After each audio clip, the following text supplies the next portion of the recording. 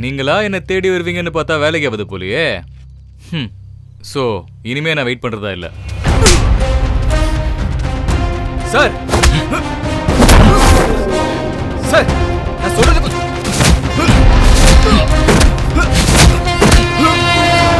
Sir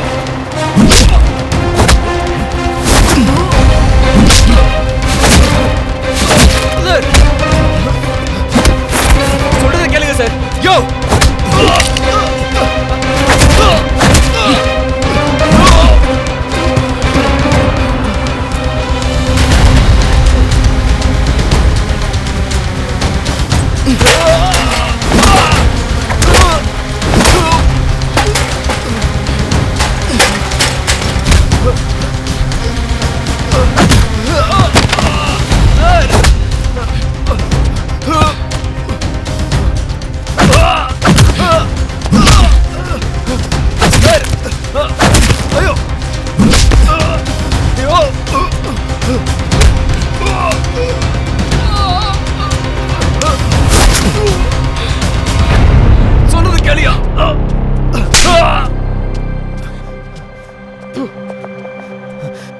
என்ன இதனை கேட்காம அடிக்கிற? இவ்வளவு நாள் நான் பண்ணதுக்கான பலனே இன்னைக்கு தான் சார் கிடைக்க போகுது. அன்னைக்கு நான் அவளை மீட் பண்ணிருக்கவே கூடாது. நான் செய்ய போற பாவங்களை நானே கை குலுக்கி வாங்கிக்கிட்ட அந்த நாளை என்னால் மறக்கவே முடியாது. இது பிசினஸ் ஆதவன். உன்னை ஒன்றும் பிளாட்ஃபார்ம்லயோ ஃபிளாட்ஸ்லயோ போய் அவங்கள கிட்னாப் பண்ணி கொண்டு வர சொல்லல. உன் ஆசிரமத்தில் இருக்கிறவங்க தான் பாவப்பட்ட பசங்க. அவங்களுக்கே அக்கறை இல்லை, ரோட்ல வீசிட்டு போயிட்டாங்க. நீ என்ன இவ்வளவு யோசிக்கிற? நல்லா யோசிச்சு பாரு ஆதவன். இப்போ இதுதான் ட்ரெண்டிங், வேர்ல்ட் வைட் பிசினஸ். உலகத்தில் இருக்கிற மல்டி மில்லியனியர் செலிபிரிட்டிஸ் அவங்களோட இளமையை தக்க வச்சுக்கிறதுக்கு யூஸ் பண்ற ஒரு ஃப்ளூயிட். ஜஸ்ட் ஃபியூ டிராப்ஸ் போதும். எவ்வளோ கோடி தெரியுமா? டாலர்ஸ்ல க்ரோட்ஸ்ல பணத்தை வச்சிருக்கிறவங்க அதை வச்சு இந்த உலகத்துல வாங்கவே முடியாத ஒன்னே ஒண்ணு இளமை மட்டும்தான். இதுதான் நம்ம பிசினஸ். அதை நாம கொடுக்கிறோம். பாடியில் இருக்கிற ஆர்கன்ஸை வெட்டி வித்து பிசினஸ் பண்றதுலாம் ரொம்ப ஓல்டுப்பா. அந்த வேலையை பார்க்கறதுக்கு நாம என்ன கசாப்பு கடையா வச்சிருக்கோம்? அண்டர்ஸ்டாண்ட் தட் ஆதவன். குறிப்பிட்ட வயசுக்கு கீழே இருக்கிறவங்க கிட்ட மட்டும்தான் அது கிடைக்கும். அதுக்கு தான் ஒன்ன சூஸ் பண்ண. நான் சொல்றத மட்டும் செய், மத்ததெல்லாம் காட்வின் பார்த்துக்கோ.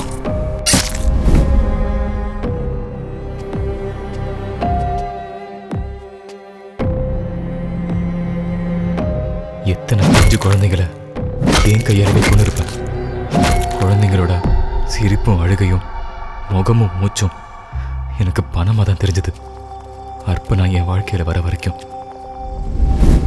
இப்போ நம்ம எங்க போறோம் மாமா? கொஞ்ச நேரத்தில் போயிடலாம். மாமா கூப்பிட்டு போயிடுவியா மாமா?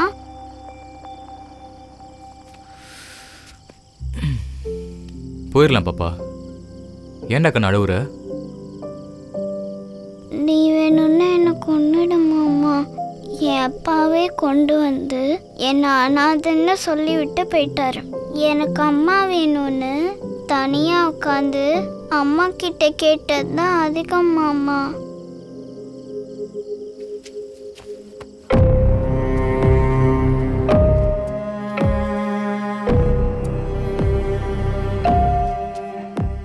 உனக்கு காசு வேணுமா மாமா?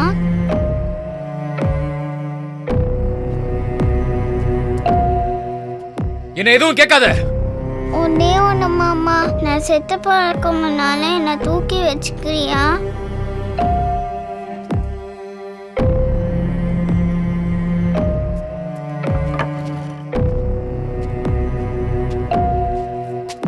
நல்லவனா என் வாழ்க்கையில இனிமே நல்லதே பண்ண முடியாத அளவுக்கு எல்லாத்தையுமே கெட்டதாவே பண்ணிட்டேன்.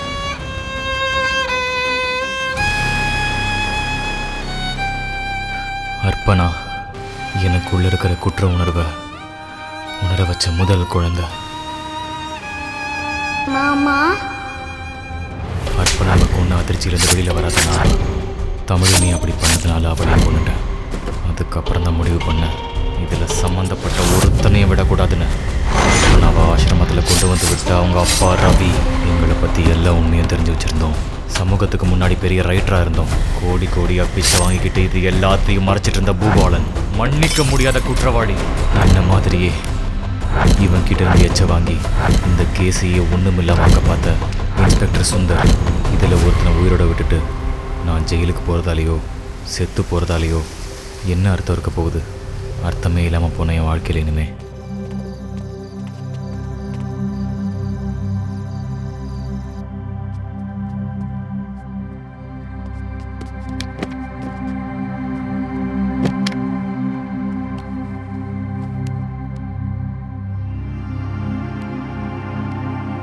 Hello hello sir, heavy sir. நான் திருக்கி பேச சொல்லியா? சார், கெஸ்ட் ஹவுஸ்ல கட்டி போட்டு வச்சிருந்த அக்யூஸ்ட் ஆதவன் தப்பிச்சிட்டான் சார். தப்பிச்சிட்டானா? என்னையா டியூட்டி பாக்குறீங்க? இப்போ என்ன சார் பண்ண? யோ, அசப்ல சிக்கற ஆளாயா அவன்? சார், ஒரு நிமிஷம் சார்.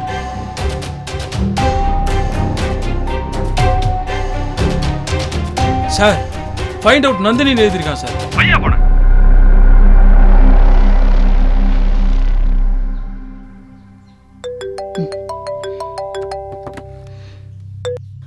மூர்த்தி. மேடம், ஆலந்தூர் பிரிட்ஜ் மேல எவி கிட்ட ஆதவன் லாக் ஆயினா தூக்கிட்ட madam. Very good Murthy. Tambaram கூட தான் மேடம் தூக்கிட்டு போய். அங்க வேண்டாம், அங்க நமக்கு சேஃப் கிடையாது. நம்ம ஓல்ட் ஃபேக்டரிக்கு கொண்டு போயிடு. நான் வரேன். Okay madam. செத்தடா நீ.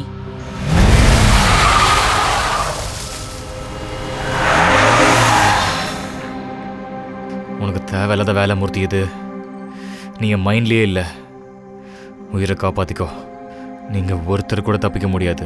ஏய், என்ன பணத்துக்காக வேலை செய்றவன் நினைச்சியா? விசுவாசத்துக்காக வேலை செய்றவன்டா. உன்னெல்லாம் உயிரோடவே.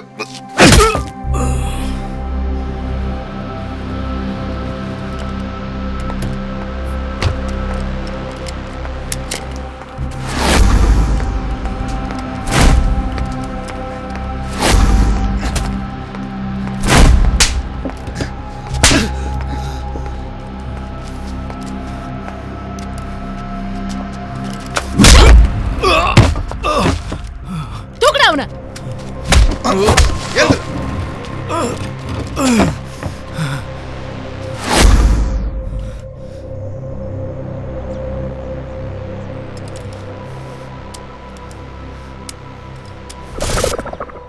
இந்த மோப்ப நாய் என்னைக்கோ செத்துருக்கணும். புதுசா இப்பதான் குழந்தை பாசம், மயிறு, மட்டன்லாம் வந்திருக்கு இந்த பரதேசி நாய்க்கு.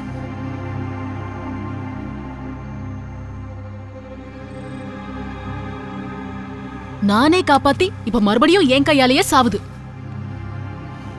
நான் தான் சொன்னேன் இல்லடா, நீ எங்க நிக்கிறியோ அங்கதான் உனக்கு சாவுன்னு.